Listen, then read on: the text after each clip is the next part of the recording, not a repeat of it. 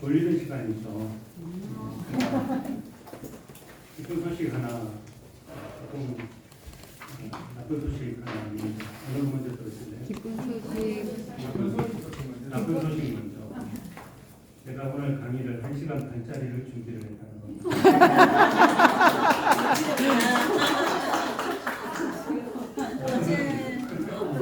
기쁜 소식을 반으로 들으셨군요. 기쁜 소식은 아까 제가 원래 듣기로는 1시간 강의 시간을 들었거든요. 이 1시간 가지고 안 되는데 분량은 1시간 반 정도로 준비를 했고 김원수 장모님하고 이야기되기로는 처음에는 1시간이었어요. 나중에 식사하면서 물어보니까 45분이라고 그러더라고요. 기쁜 소식이죠. 1시간 반짜리를 45분으로 줄여서 감사합니다. 누가 박수 쳤는지.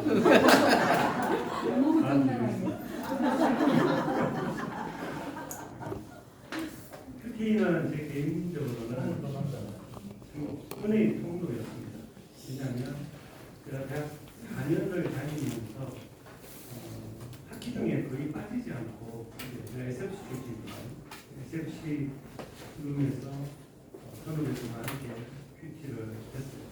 그게 사실은 제가 목회를 하는 데 있어서 지금 목회를 하는 데 있어서 큰 어떤 밑거름이 되었다라고 해도 마음이 듭니다.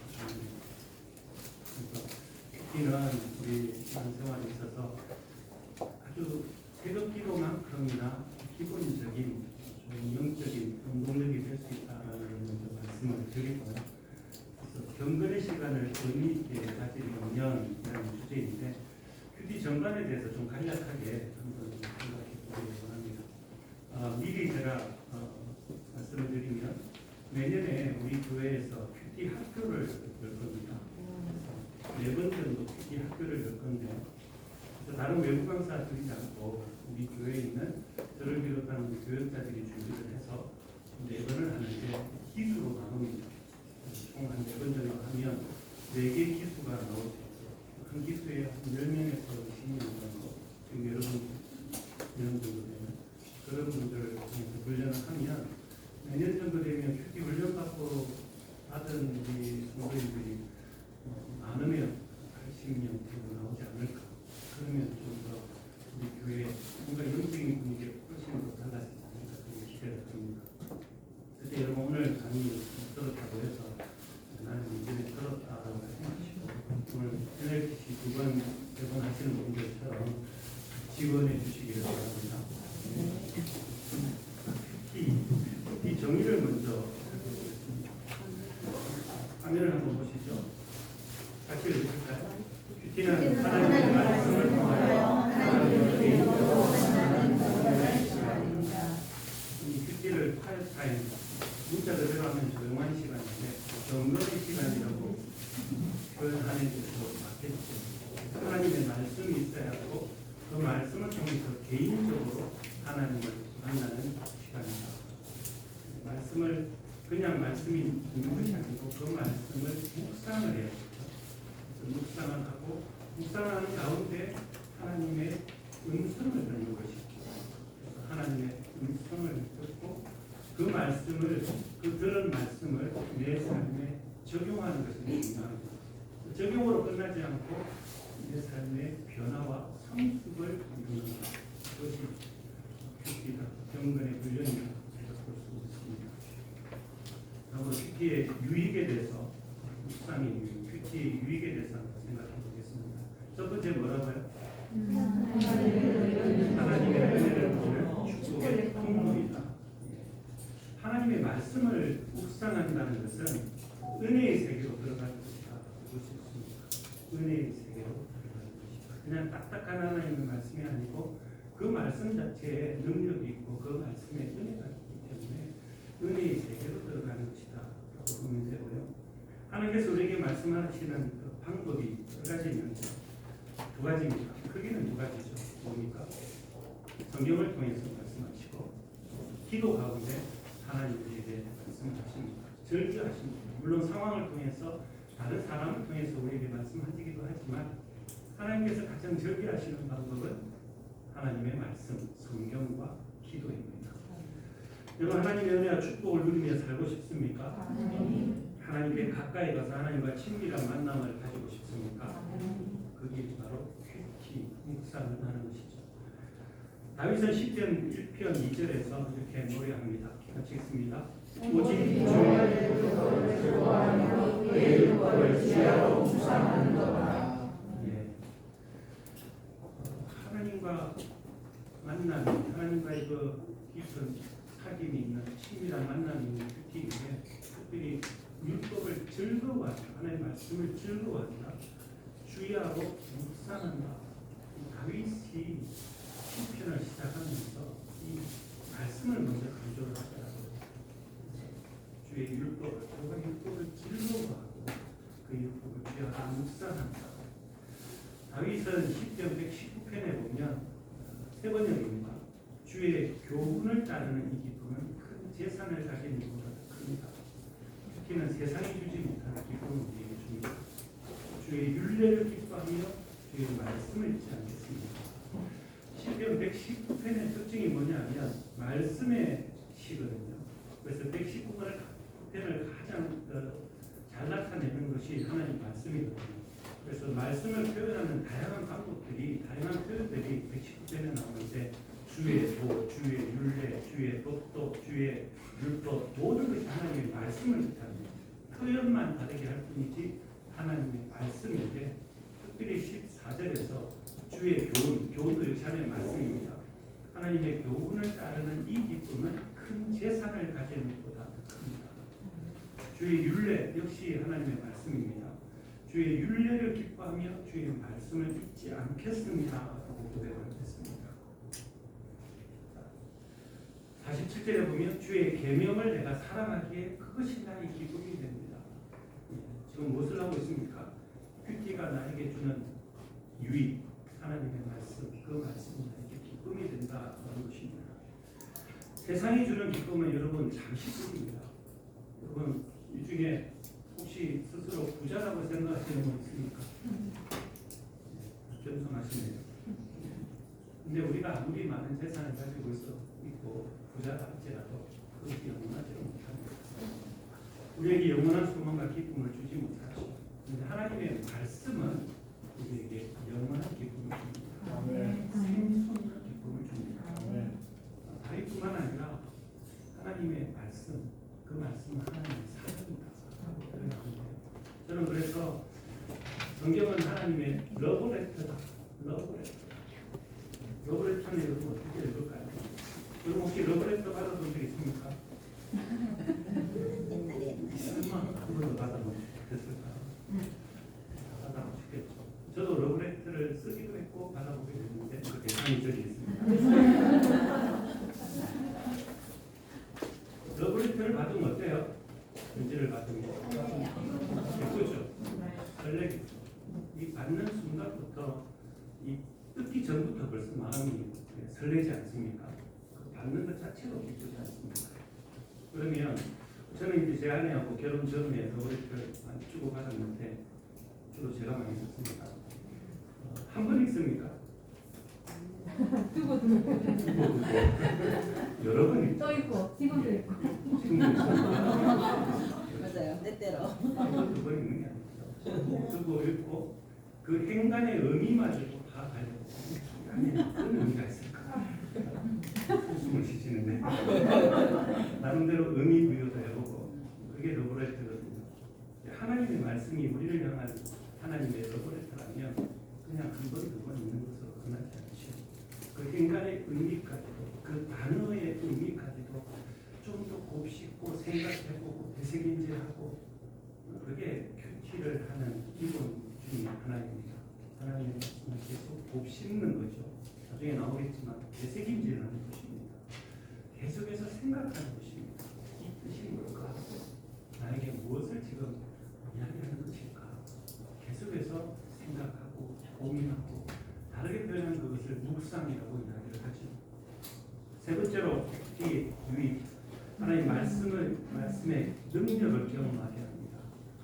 여러분 천지를 창조하시는 하나님 말씀으로 창조했습니다. 그렇죠? 말씀으로 창조하셨어요. 히브리서 11장 3절 같이 읽겠습니다. 믿음으로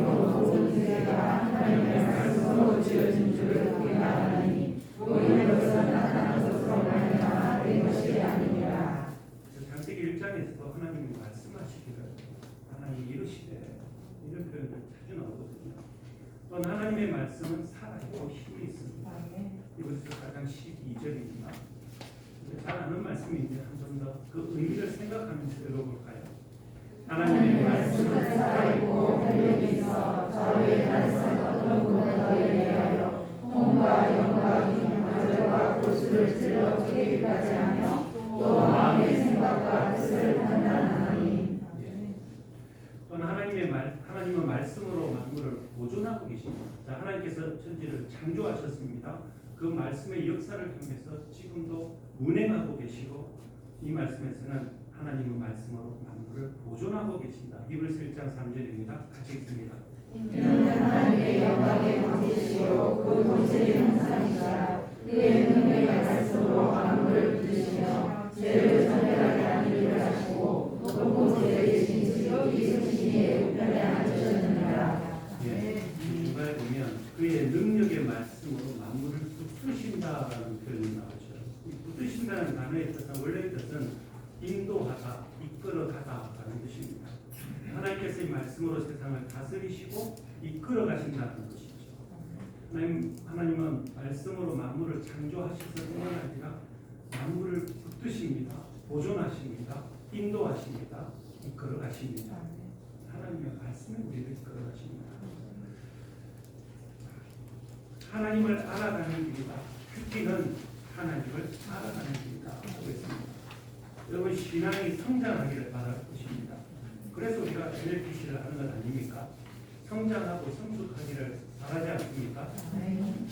지금 이대로의 신앙 수준에 머물러 있기를 원하진 않습니다. 그래서 NLPC를 여러분이 지원하는 것입니다.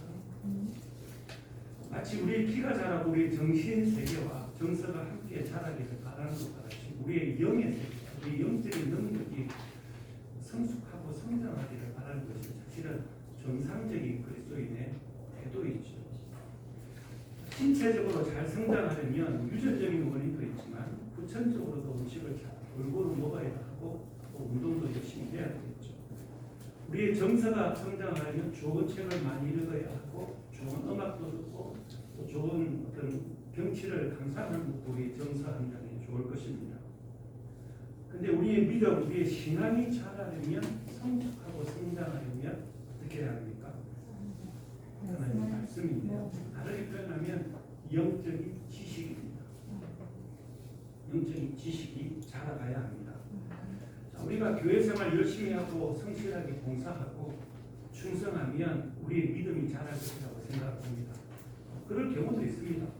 교회 봉사 열심히 하다 보면 신앙이 자라기도 하고요. 교회 오는 것이 재미가 들어서 그 가운데 예배도 재미고 그래서 신앙이 성장하기도 하는데 본질적으로는 그 영적인 지식이 늘어갈 때, 즉 하나님을 알아가는 만큼 우리의 영적인 수준은 올라간다라는 것이죠.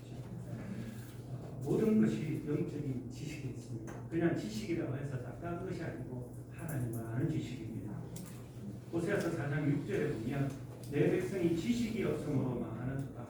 여기서 지식은 세상적인 학문이나 지식이 아니죠. 하나님을 아는 지식이죠. 내가 내 하나님의 율법을 잊었으니 나도 내 자녀들을 잊어버리라. 그래서 하나님 원하시는 것이 무엇입니까? 호세아서 6장 6절을 같이 읽습니다.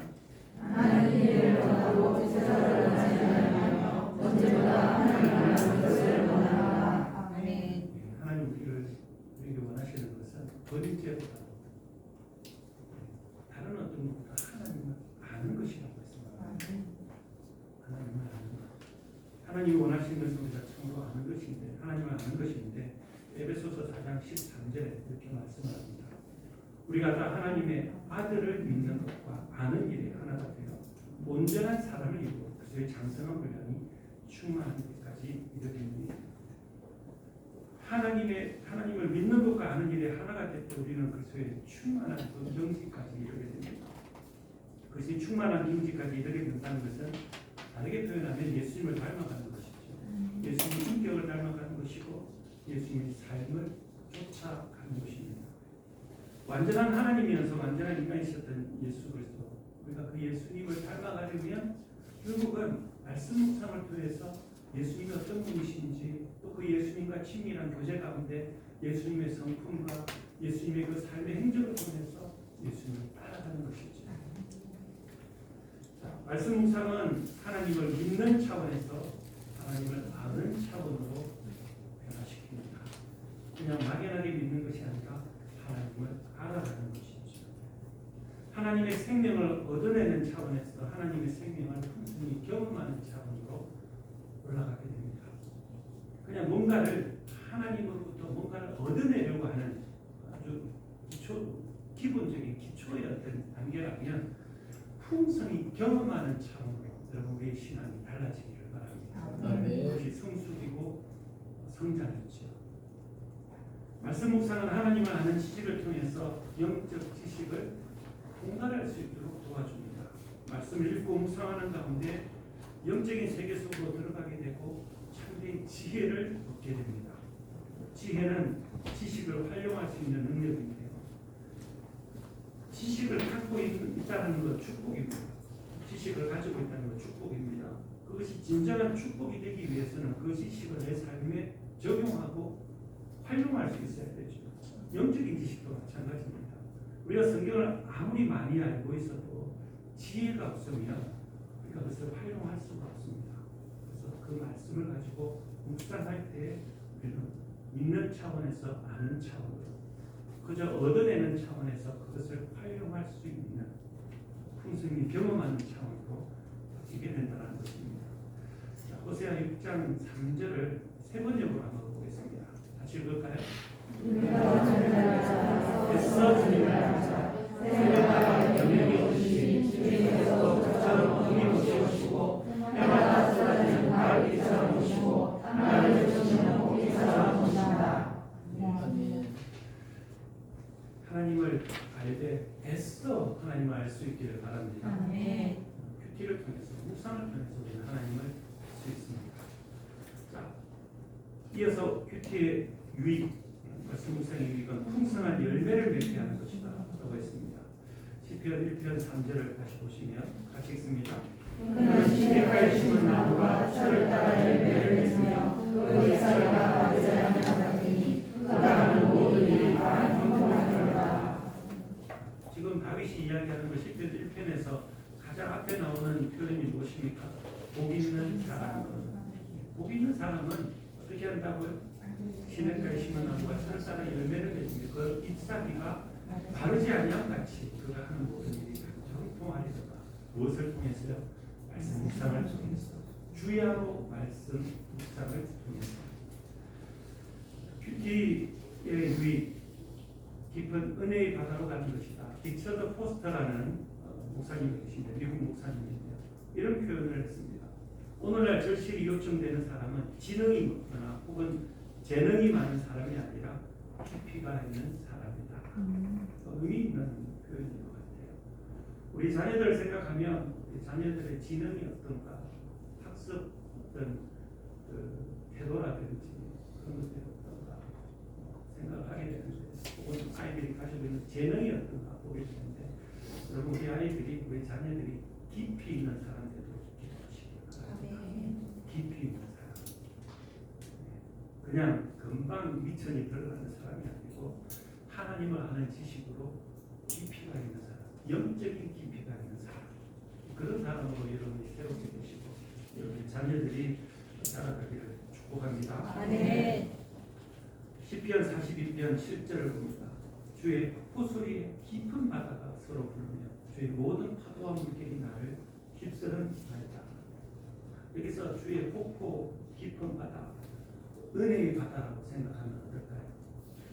발목만 적시는 그런 작은 개울이 아니라 깊은 은혜의 바다로 들어가는 것, 그것이 말씀 묵상입니다.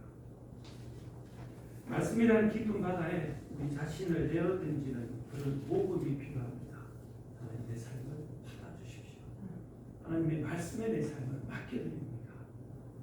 어느 날 큐티하면서 묵상하면서 여러분의 그 생애를 바꿀 수 있는 그 말씀이 여러분에게 주어질 수 있습니다. 삶이 달라지는 그런 전환점이 되는 그런 말씀이 묵상 가운데 여러분에게 있을 수 있습니다. 그래서 더 깊은 은혜의 바다로 들어갈 수 있는 것이 묵상 묵상이다라는 것이죠. 사도 바울이 하나님의 말씀에 붙잡혀 유대인들에게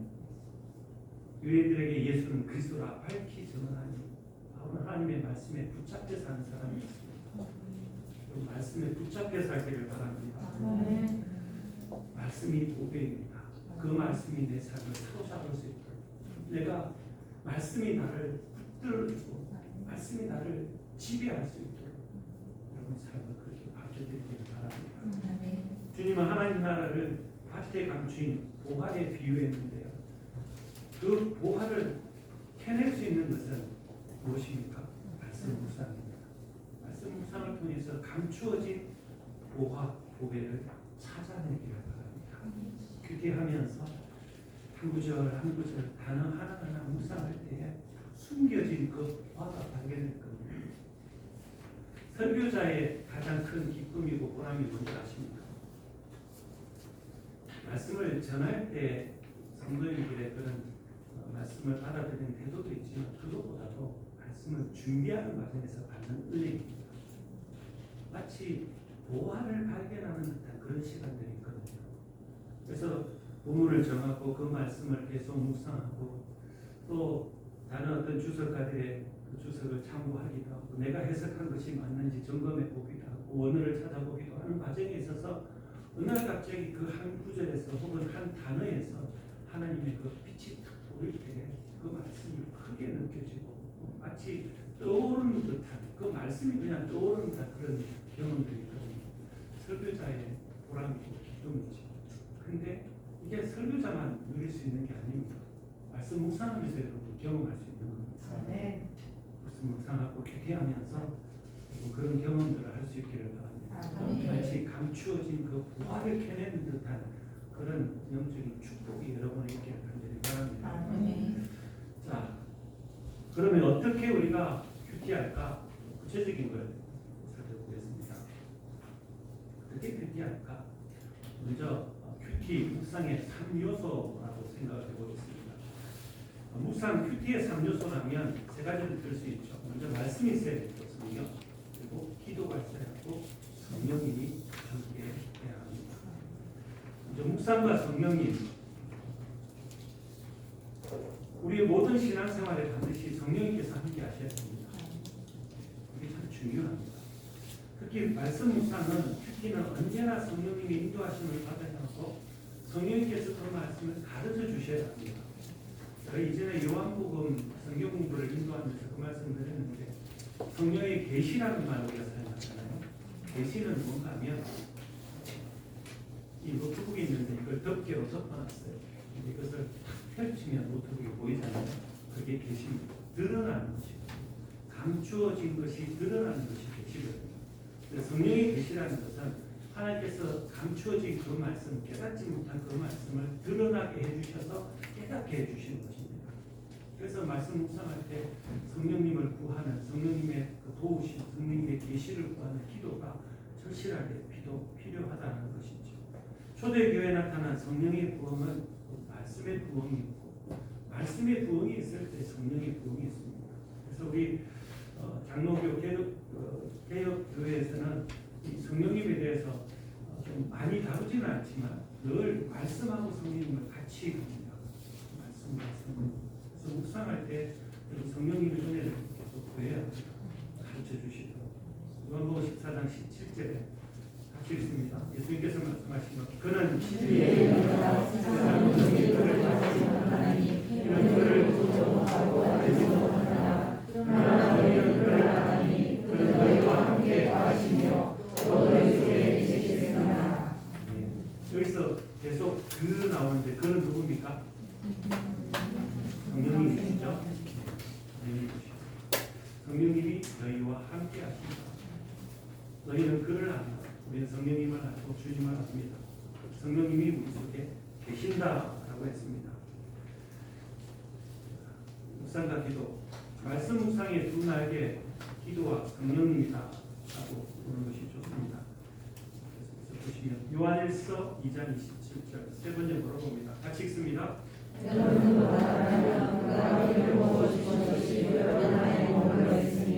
여러분 나무에게서 가르침을 받을 필요가 없습니다.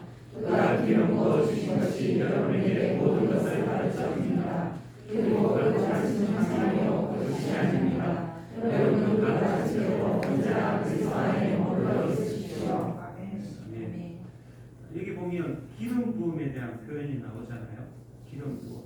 기름 부음은 다르게 이야기하면 성령님의 역사하심 이렇게 표현할 수 있습니다. 우리는 자주 사용하지는 않지만 기름 부음. 성경에서 기름 부음은 교회에서 우리가 기름 부음이라고 할 때는 성령님의 기름 부음이다. 반드시 성령님과 연관시켜서 그런 것이 맞습니다. 그래서 성령님께서 우리에게 역사하시는 것을 성령의 기름 부음이다라는 표현을 사용합니다. 그 성령님 우리를 진리 가운데로 인도하십니다. 성령님께서 우리 가운데 충만하게 찾아오심을 기름 부음이라 하고 성령의 부으심을 의미하고 성령님께서 친히 모든 것을 가르쳐 주신다는 의미를 기름 부으심이다 그렇게 표현을 합니다.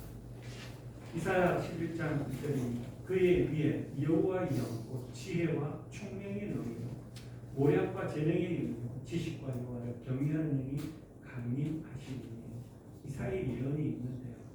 이 신약 시대 오순절의 그 오순절 강림을 지금 예언하는 그런 모습이죠.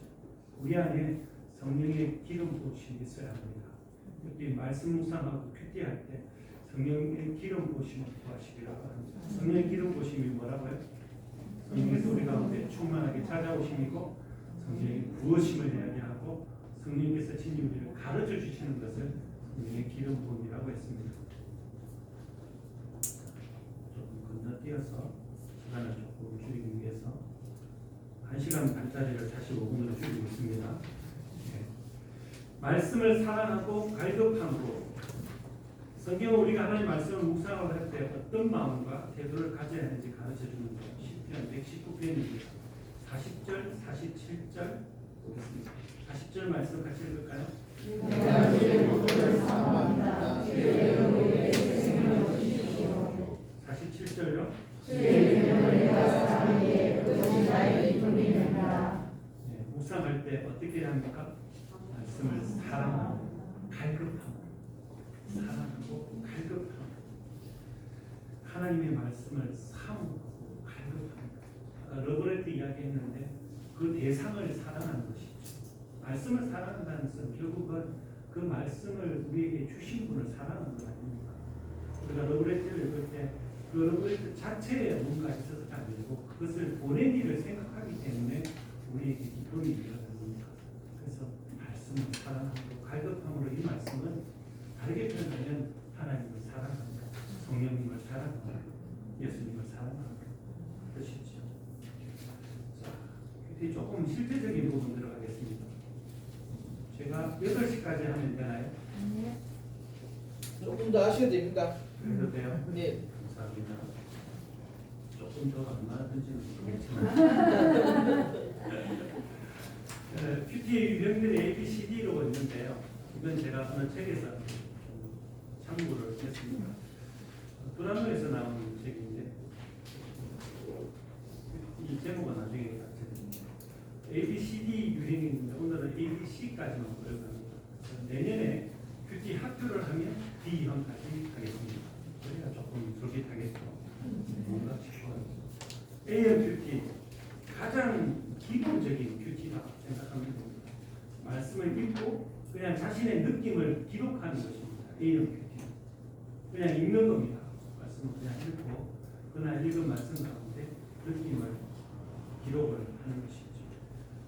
부담 없이 할 수 있는 큐티 방법이기도 합니다. 시간이 촉박할 때 할 수 있는 방법이기도 합니다. 그래도 A형 큐티에서 기본적으로 있어야죠. 뭡니까? A형 큐티를 하더라도 기도는 해야 됩니다. 기도를 시작해야 됩니다. 찬양이나 묵상 기도 등을 통해서 지금 내가 있는 이 시간과 장소가 하나님 앞에서 특별한 시간과 공간이 있는 시간, 모든 세상의 것을 차단하는 것이죠. 그 기도함으로 해서 하나님과 독대하는 시간이다. 그걸 우리가 생각을 해야 됩니다. 그 다음에 마음의 여유를 가지고 성경을 읽는 것입니다. A형 큐티에 있어서 방법은 본문이 길다 보면 이 큐티를 하기가 어려워요. A형 큐티를 할 때는 한 9절 정도, 내비게이터에서 나오는 189절, 99절입니까? 그 암송 카드가 있거든요. 그걸 이용하셔도 되고, 혹은 시편의 어떤 한 부분을 가지고 가지고 하셔도 됩니다. A형 큐티를 할 때 이야기입니다. 그래서 성경을 읽으면서 내 마음에 갖게 되는 느낌을 그냥 한번 생각해보고 그냥 있는 것이 아니고 기록을 하는 겁니다. 큐티에 있어서 이게 중요한 게 기록입니다. 아무리 많이 생각을 해도 나중에는 다 잊어버리거든요. 그런데 기록으로 남겨두면 그때 내가 묵상했던 것을 다시 한번 되새겨볼 수 있는 데 아주 유익합니다. 이것은 A, B, C, D 다 동이 마찬가지입니다.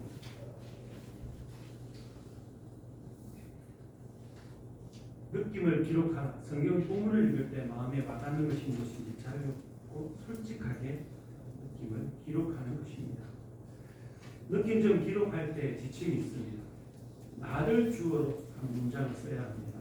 내가 아닌 다른 어떤 대상, 예를 들면 배우자, 가족, 친지, 동료, 친구, 다른 사람이 아니고 내가 주어가 되어야 됩니다. 우리가 말씀을 들을 때도 마찬가지고 읽을 때도 마찬가지고 특히 큐티를 할 때는 그럼 그 큐티 적용하는 게 나를 위한 것이지 다른 사람을 위한 것 아닙니다. 물론 궁극적으로는 나중에 나오겠지만 이웃 사랑을 실천하기 위해서 큐티를 해야 되는 건 맞기는 합니다. 하지만 느낀점을 적고 적용을 적을 때는 항상 내가 주어가 돼야 됩니다. 내가 나는 이렇게 되어야지 우리 남편, 우리 아이들 이렇게 되면 올바른 큐티 방법이 아니죠. 다른 사람의 모습을 비판하거나 혹은 부러워하기 위한 그런 말씀 묵상이 아니라 말씀의 거울에 나를 비추어보는 것이 큐티이고 묵상이다라는 것 염두에 두기를 바랍니다.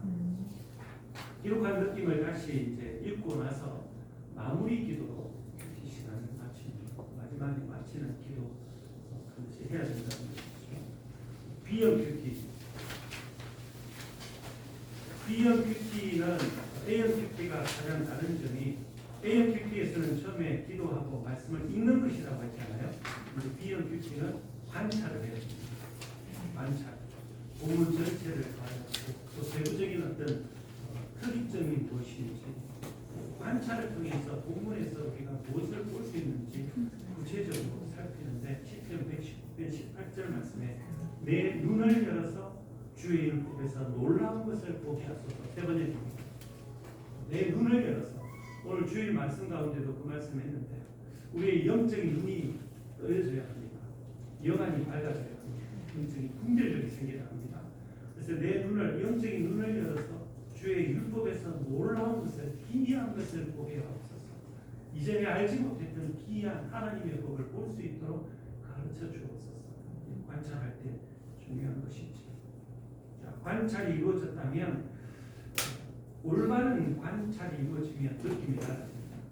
그냥 읽는 거하고 관찰이 다르는데 관찰의 방법을 보면 첫째는 능동적인 자세로 읽어야 합니다.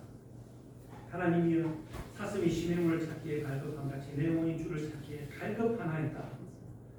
예, 하나님의 말씀을 듣는 자세로 읽는 것, 아니 수동적인 것이 아니고 능동적으로 마치 목마른 사슴이 시냇물을 찾는 것 같이 갈급함으로 내 영혼이 하나님 말씀 주를 찾기에 갈급해야 한다는 것이죠.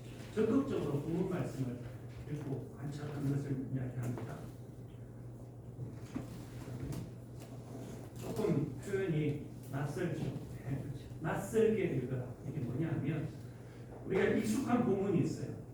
보통 이제 큐티 교재를 가지고 많이 하게 되는데 우리 교회에서 하고 있는 복 있는 사람 그 큐티를 보면 이제 익숙한 본문이 나올 수 있어요. 평소에 잘 알고 있는 부분. 그런데 익숙한 본문일지라도 마치 처음 읽는 말씀처럼 여겨야 합니다. 이 말씀 내가 잘 아는 말씀인데 하면 벌써부터 그 말씀에서 새로운 것을 얻기가 어렵습니다. 마치 처음 보는 말씀인 것처럼 지금 이 시간 나에게 어떤 말씀을 하시는지 그런 기대감을 가지고 말씀을 묵상하라는 것입니다.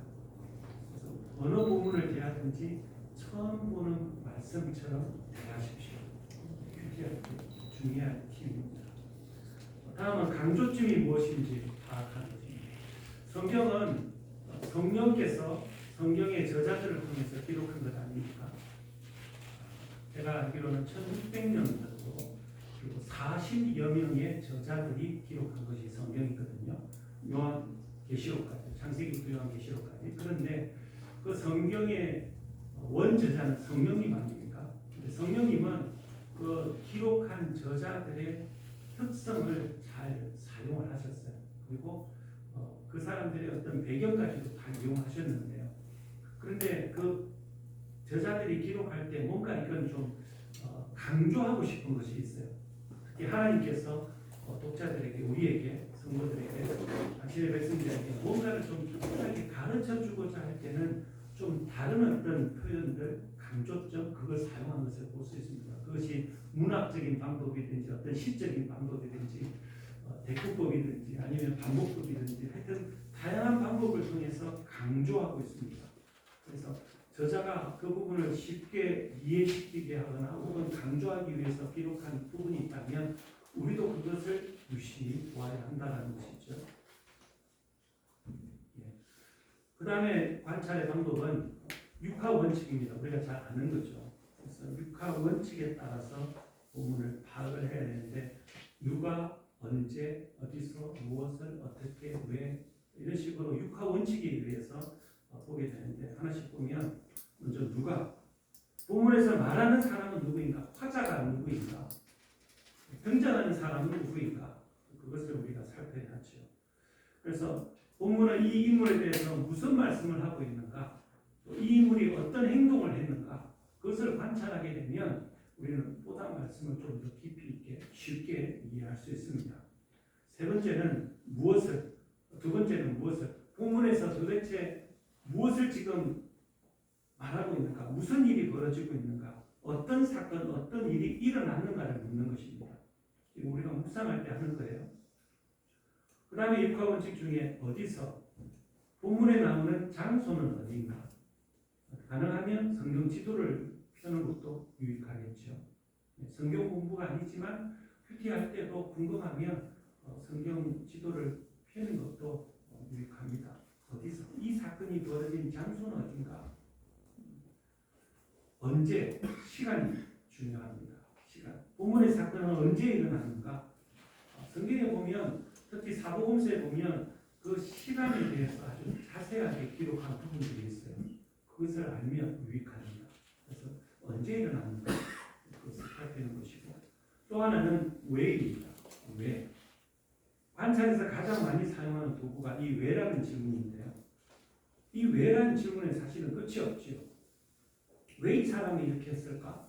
왜 이 사람은 지금 아무 말도 하지 않는 것일까? 오늘 가령 오늘 오전 예배 때 리브가는 왜 아들 야곱에게 별미를 만들어 올 수 있도록 염소새끼 2마리를 가져오게 했는가? 이삭은 왜 에서에게 축복하려고 했는가? 그런 질문들. 왜라는 것. 이유를 묻는 이러한 질문을 던질 때 두 가지 중요한 게 있는데요. 본문 속에 이유에 대한 답이 제공되는 것이 있고 이유에 대한 답이 제공되지 않는 것이 있습니다. 그래서 묵상이 필요합니다. 모든 것이 본문에 다 있지만 드러나지 않는 그런 이유들이 있을 수 있어요. 그래서 그 왜라는 질문을 가지고 하루 종일 묵상할 수 있습니다. 하나님 왜 이런 말씀을 하셨을까? 왜 이때 이 사람은 이런 말을 했을까? 왜 이런 행동을 했을까? 가지고 하루 종일 묵상할 수 있는 거죠. 왜라는 질문이 참 중요합니다. 그 다음에 어떻게 이 사건이 일어났는가? 어떤 방법으로 이 일이 처리되었는가? 비영 큐티의 예시를 보면 예시를 하게 되면 시간이 초과할 것 같고 통과. 이거 가지고 한번 실습을 해보십시오. 요한복음 12장 1절에서 8절인데요. 조금 전에 내용 관찰, 언제, 어디서, 무엇을 했는가, 누가, 어떻게, 왜, 그거 가지고 이 본문을 한번 묵상을 집에 가셔서 이번 주간에 한번 하시고 큐티를 실제로 한번 해보시기를 바랍니다. 처음부터 순서대로 쭉 하는 겁니다. 기도하고 말씀을 관찰하고 육하 원칙에 의해서 이 말씀의 흐름을 본문의 의미들을 파악해보고 또 느낀 점을 기록하고 나중에 적용까지도 적어보는 것이죠. 그런데 B형 큐티에는 한계가 있습니다. B형 큐티는 본문을 관찰함으로 A형 큐티가 가지는 것보다 훨씬 더 풍성한 그런 은혜를 누릴 수 있는데요. 근데 B형 큐티에만 머무르게 되면 뭐가 없게 되느냐면 결단과 적용이 없어요. B형 큐티는 그냥 관찰하고 와, 이 부분이 이렇구나 하고 그냥 그것으로 끝납니다. 오늘 말씀 새로운 은혜. 아까 주일 낮에 어떤 권사님 한 분이 나가시면서 목사님 오늘 말씀 참 은혜로웠습니다. 좋았습니다. 새로웠습니다. 하셨는데 궁금했어요. 어떤 부분이 새로웠고 어떻게 적용하시겠습니까? 묻고 싶었어요. 시간이 없어서 그냥 하셨는데 큐티도 마찬가지입니다. 말씀 묵상하고 은혜 받는 것으로 끝나면 안 되고요. 그것이 결단하고 적용까지 가야 된다.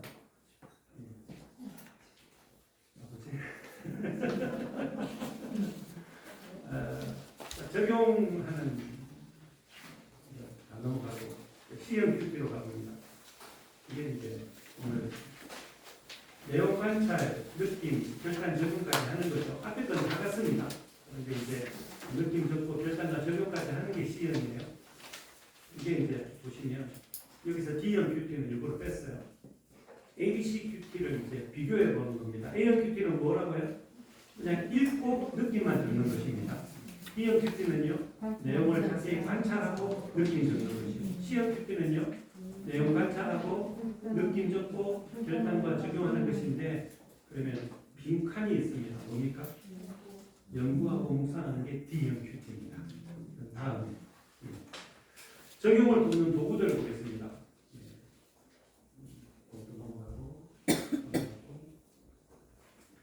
이건 봐야 될 것 같아요. 우리가 결단을 하는 것은 말씀을 묵상하고 큐티를 하고 결단하는 것은 태도의 변화를 가져요. 일단 결단하면 태도는 바뀔 수 있어요. 근데 적용까지 하면 우리의 삶이 행동이 바뀌게 됩니다. 이게 미묘한 차이지만 큰 차이가 있을 수 있습니다. 태도가 바뀌면 물론 우리의 삶이 바뀌게 되겠지만 그러나 결단만 해서는 안 되고 적용까지 가야 우리 행동이 바뀌고 우리 삶이 바뀐다는 겁니다. 적용을 돕는 도구들이 있습니다. 다양한 영역에 적용해야 됩니다. 그냥 추상적인 것 말고 신체적인 것, 정서적인 것, 영적인 면으로 나누어서 적용하면 좀 구체적으로 할 수 있고요. 가정생활에 대해서, 교회생활에 대해서, 사회생활에 대해서 적용하면 보다 더 분명하게 또 풍성하게 적용할 수 있습니다. 적용을 돕는 도구들, 말장난 같지만 영어권의 사람들은 이런 말장난을 잘하더라고요. 스페이스 펫 뭡니까? 우주의 애완동물. 그냥 문자 그대로 해석하면 그렇습니다. 왜 우주의 애완동물이냐? 적용입니다. 지금 고백할 죄가 뭔가? sin이죠. 주장할 약속이 뭔가? 변화시킬 태도가 뭔가? 순종할 명령? 따라야 할 본보기? 강구해야 할 기도? 잘못 생각하고 있었던 오류? 새롭게 배운 진리? 하나님께 찬양하고 감사할 근거. 이렇게 적용하는 영어권 사람들이 하는 방법 중에 하나입니다. 다음 보셔도 됩니다. 영어는 잘 모르셔도 저도 잘 모릅니다. 적용에 5P라고 있습니다. 개인적이어야 한다. 퍼스널티 해야 된다. 프랙티컬 해야 된다. 실제적이어야 한다. 실천 가능해야 한다. 점진적이어야 한다. 확인할 수 있고 평가가 가능해야 한다. 막연한 적용이 아니라는 거죠.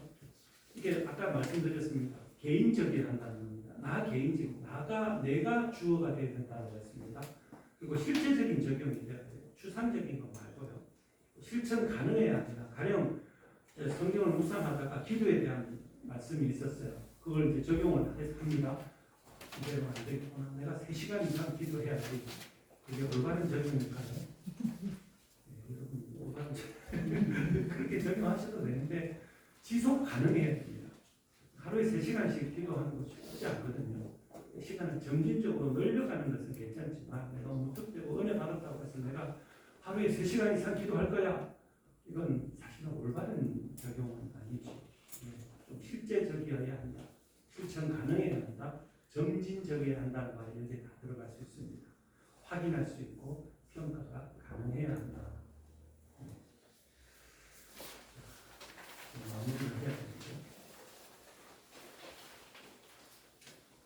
적용에서의 유의점, 한계를 벗어나는 적용.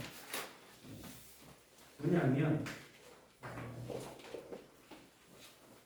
아까 말씀드린 3시간 이상 기도하겠다. 하루에 성경을 5시간 이상 읽겠다.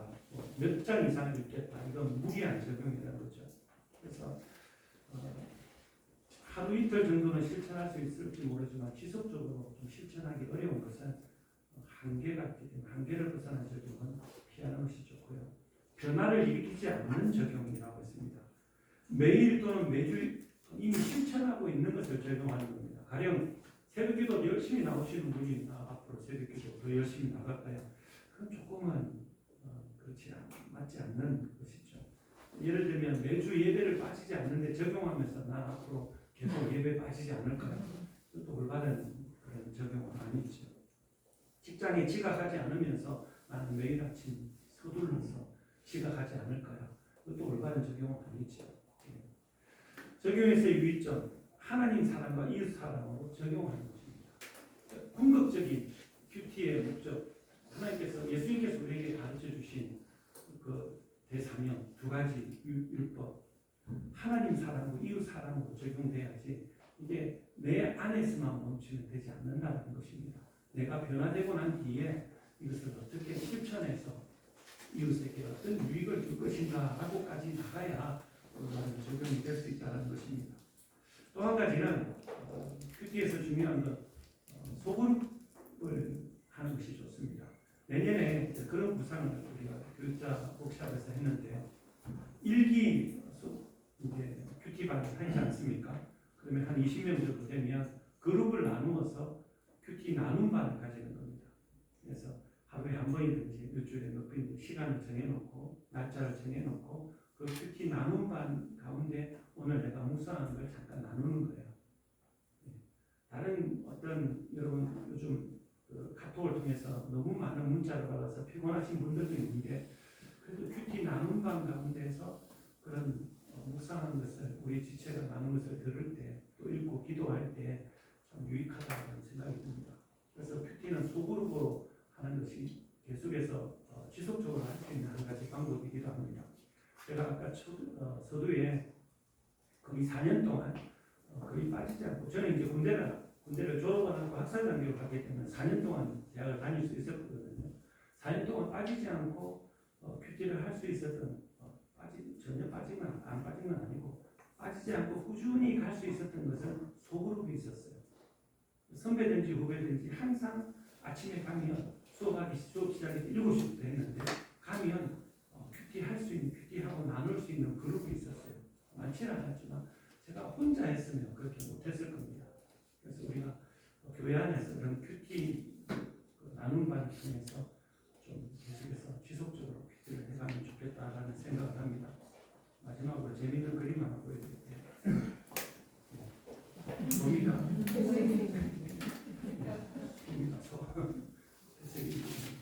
제가 어릴 때 제 외가가 시골이었어요.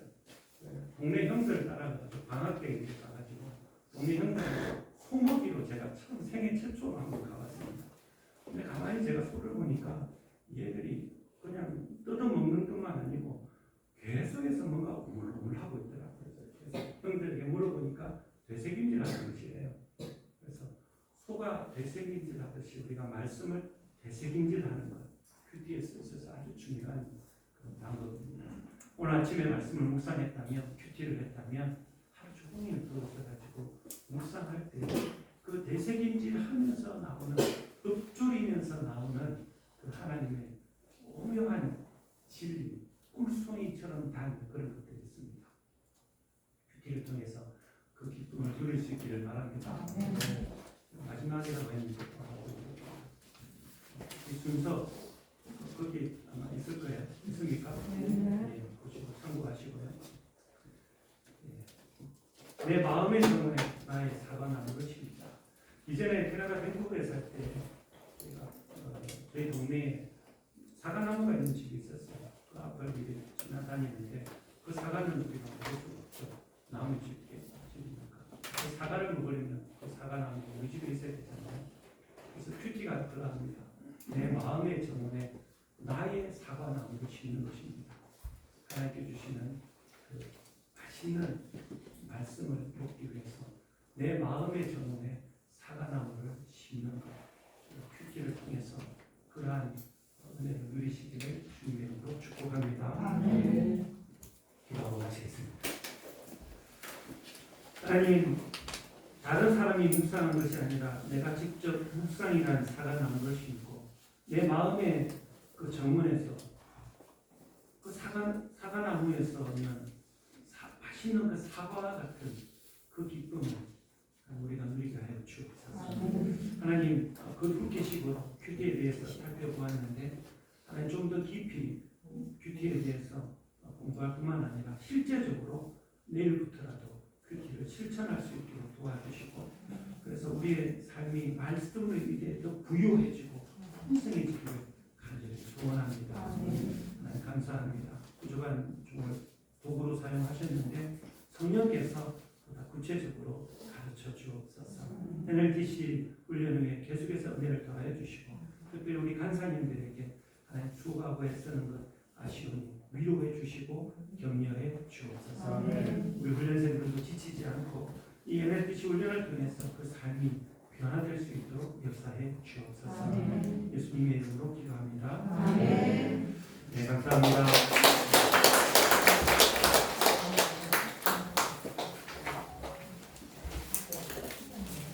자, 휴식하고 각 팀별로 모이도록 하겠습니다. 수고하셨습니다. 오늘도.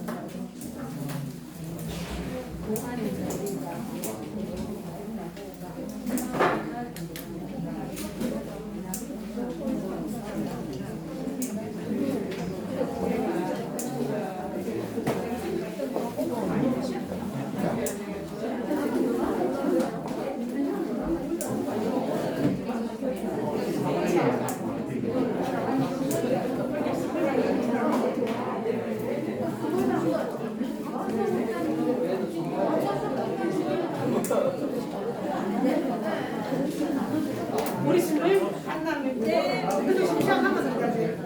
다시 한번 남아서 9시간입니다. 그래서 10분 안 쉬고 그냥 가시다. 가시다.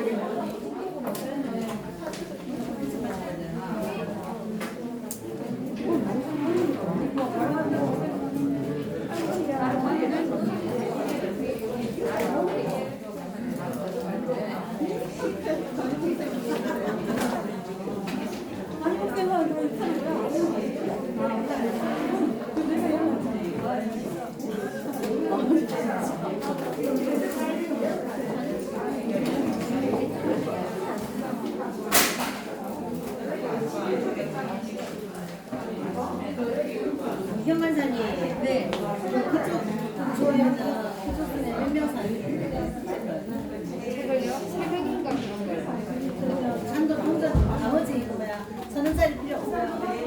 아니 아직 아무도 안 받아가고 모르겠어요.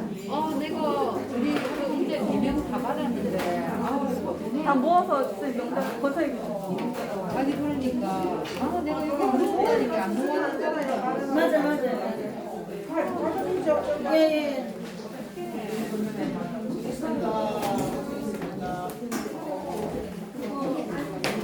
이거 내가 그 쇼핑백을 버려버렸나? 네? 쇼핑백 있었는데? 쇼핑백. 저기 있어요. 그냥 버려버리고. 네? 우리 여기서 해야 됩니다. 네네네. 자리가요. 고장 아직 안 고쳤더라고요. 근데 여기서 계속 해야 되는 것 같아요. 우리는 올라가야 됩니다. 여기서 하는데 이거 고장 가면 안 돼요. 왜안 고친 거예요?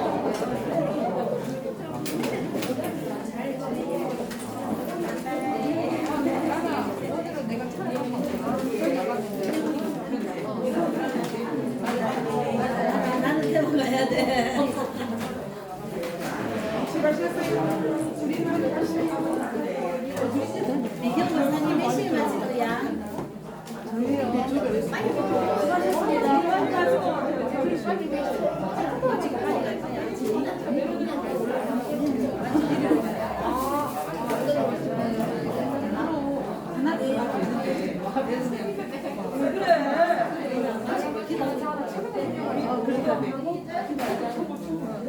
근데 혹시 용감하다고 저 많이 잡자고 많이 먹었어요.